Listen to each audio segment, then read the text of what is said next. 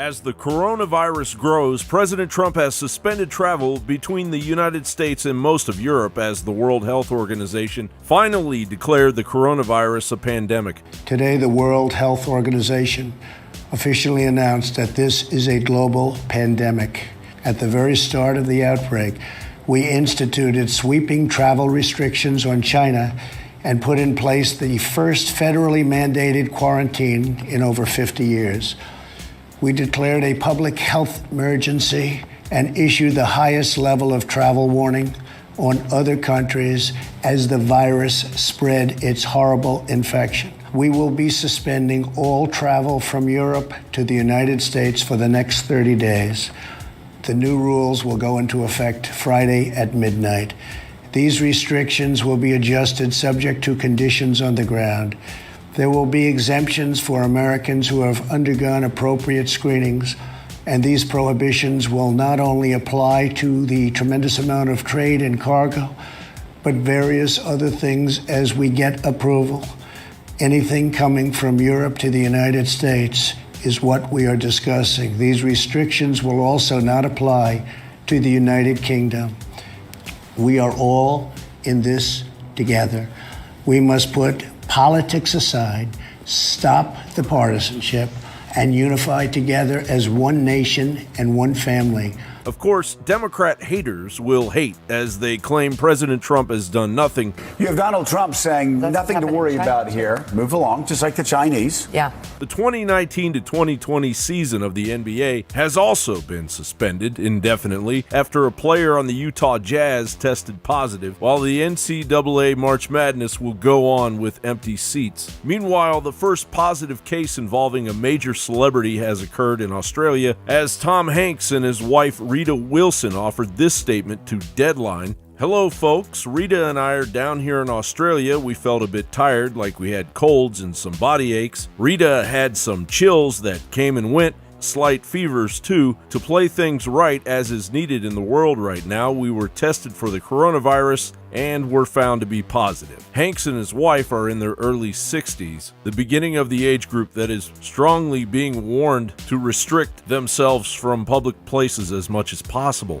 And we are gradually learning of the effects of the virus on the lungs of those infected. As the Daily Mirror reported, these X-ray images show the damage that coronavirus is doing to the lungs of people who catch the potentially deadly bug. Doctors have been able to identify specific abnormalities caused by COVID-19, and the patterns are similar to those found in patients from SARS and MERS outbreaks. The scans show patches in the lungs, and the experts' findings could lead to a quicker diagnosis and help to prevent infections. The first person to catch the flu-like illness had previously told how it hit him like a train and left him suffocating and in blinding pain for weeks. Meanwhile, as The Hill reports, federally funded tests conducted by scientists from several major institutions indicated that the novel form of coronavirus behind a worldwide outbreak can survive in the air for several hours.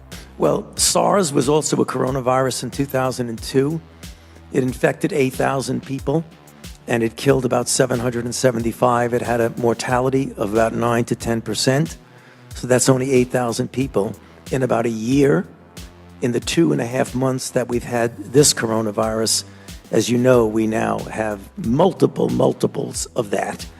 The seasonal flu that we deal with every year has a mortality of 0.1%.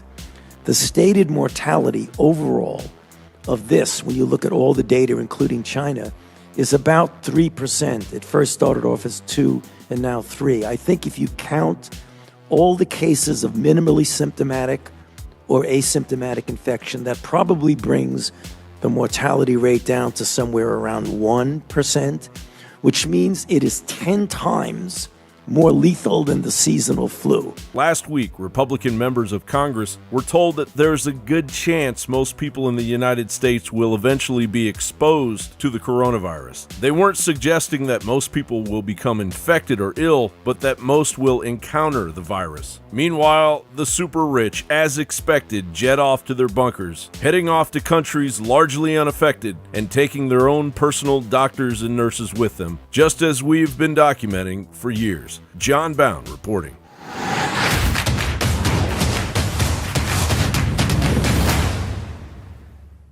Now it's easier than ever to have band.video on your iPhone. Simply go to band.video with your Safari browser. Then you click the share button at the bottom of the screen.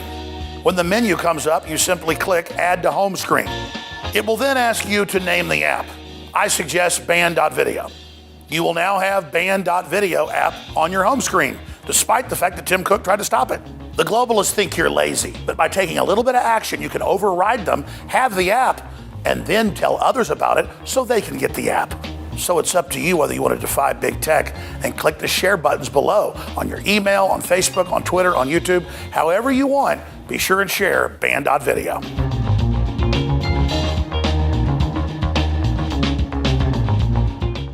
Don't miss the opportunity to grab your 8-pack Power Stack for 75% off. Simple, convenient, and easy to use, the 8-pack Power Stack is a one-stop shop for those looking to simplify their routine. It is currently 75% off right now, and the sale is about to end. The 8-pack Power Stack is the perfect intro to any InfoWars fan looking to support the show but not sure where to start. Please support our mission to bring you the cure for propaganda.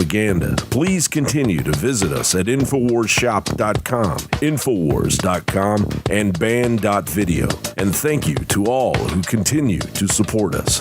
With all the censorship big tech is engaged in, it's critical that you sign up for our free newsletter at Infowars.com/newsletter. You will get breaking news, videos, great deals at InfoWarsStore.com, and all the latest articles with key intel and analysis. Get around the electronic Berlin Wall by signing up for our newsletter at Infowars.com/newsletter. There's a reason the globalists are fighting so hard to shut us down.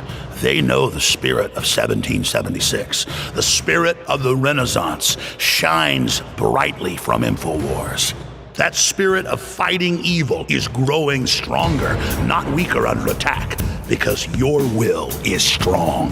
And make no mistake, this is a war of wills. InfoWars' main mission is to expose the globalist blueprint, rally humanity, and stop them dead in their tracks.